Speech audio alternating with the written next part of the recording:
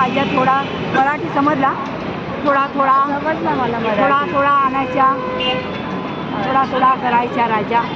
हिंदी तुमची समजत आहे? नाही, मी शिकला नाही, मी अनपढ आहे राजा. त्याच्यामुळे इकडे उभं राहतो आणि एकटा असतो घरामध्ये बाप्पाच्या. पैसे ले लो दादी. बहुत भगवान आहे आणि मी असते त्याच्यामुळे ते हे फुला चलो. देवाच्या लागते दाखवून देत नाही, महाग आहे. आता काय ते तिकडे दाखवून देत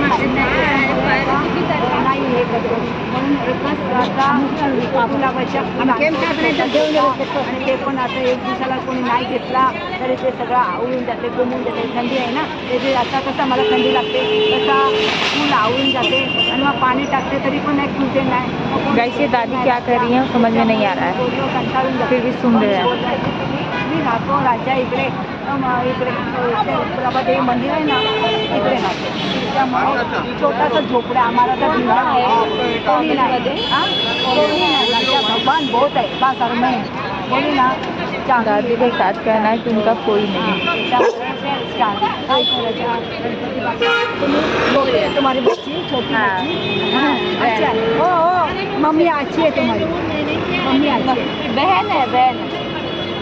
तुम्ही मम्मी पप्पा तुम्हाला घरी इकडे मंदिरला आहे तुम्ही राह देतो. तुम्ही त्याच्या मराठी समजतं का?